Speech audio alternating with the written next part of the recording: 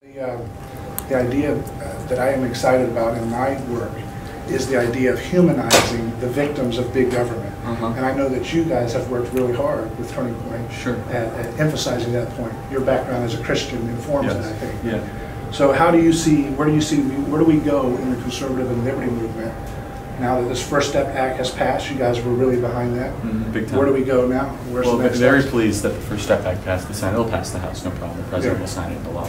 That's just the first. That's just the first step, though. In what needs to be a comprehensive addressing of domestic policies that don't make any sense. And I mean, if we believe in liberty, which we do, and if we believe in freedom, which we do, then we have to understand that government tends to be the biggest abuse of individual rights by any other sort of entity whatsoever. And the misrepresentation by the left is that it's private enterprise. No, it's actually government that is the true abuser of individual rights and individual liberty. And so creating healthy skepticism towards government and towards bureaucracies. And I think, you know, attacking the regulatory state is super important. It doesn't sell as well with as many people as it would. It's starting to, because, you know, a lot of the bureaucracies in DC have become completely out of control.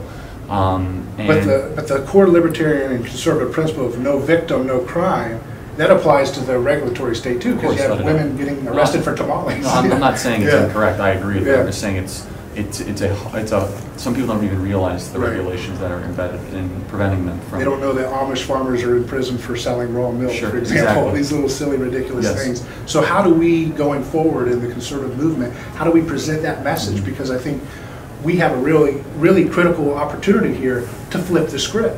That the left and central planning and top-down big government, that's not the way to take care of the least of these. Right. And there are true victims in society. It's not the victims that the left tries to make it seem who they are. You know, the victims are people that have been, you know, targeted by government. I mean, whether it be the IRS or the bureaucracies. And so part of flipping the script is obviously telling better stories and being more emotive, which conservatives tend not to be. We tend to be much more just driven on, you know, charts and data, which I fully support.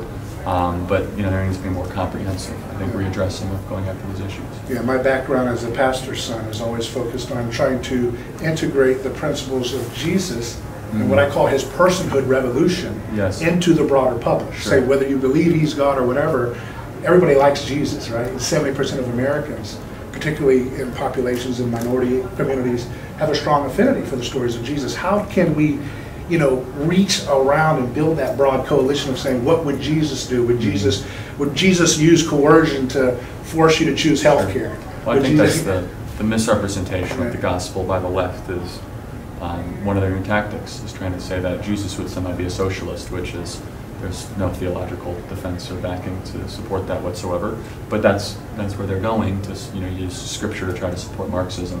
But I mean, Jesus was not a statist. He was not a central planner. He actually really didn't pay much attention to politics. He was much more concerned about salvation than actual redistributive policies. And when he did, he said, do not resist evil with violence, which is kind of if you think your employer is evil for being greedy, you shouldn't apply violence if you're trying to be like Jesus. So I think that's something that you guys are very well positioned to continue to advance, is what I call the personhood principles of Jesus that undergird the conservative and liberty message. Yeah, I totally, completely agree. And look, I mean, what we believe is you should be able to sell what you want to sell, buy what you want to buy, interact with whom you want to interact with, how you want to do it, as long as it doesn't hurt someone else.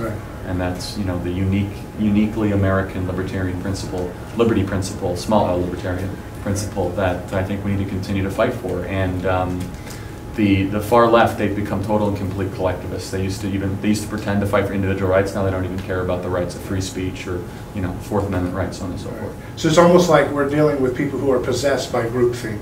Of course. In your experience, you've encountered a lot of angry people locked up in groupthink. Have you found any things that help break the programming, so to speak, and bring the humanity out of them again? I think that should be what we're trying to do here, not to write off half the country, but say, how can we individually bring them out of that hypnotic state of groupthink? That's what I do on you know, many of these college campuses, and I love to ask questions and to cross-examine the students with you know, trying to ask why they believe what they believe, and most of them can't tell you that. And it really comes down to, they think, at least on the appearance, government should be an arbiter to make things more just. However, they don't trust that very same government. So they are living in a sea of contradiction. Right. They say, well, I don't like government, I don't trust it, but government should be in charge of planning things. Well, hold on a second, it doesn't make any sense whatsoever.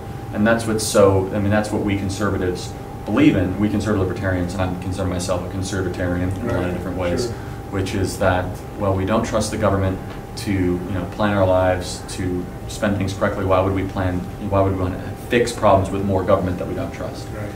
And so we're here at the Student Summit. Where do you guys see the big picture? What's your next steps here in the next year strategically to advance that message? Well, we're present on 1,400 college and high school campuses now, and that's only going to grow. We'll have thousands and thousands of students here from all 50 states and 6 countries represented, and you'll see the energy. It's going to be off the charts. The enthusiasm will be second to none. Do you work at all in the arts or have any interest in doing, vignettes or short videos or documentary type things? Somewhat. I mean, we do a lot of digital media.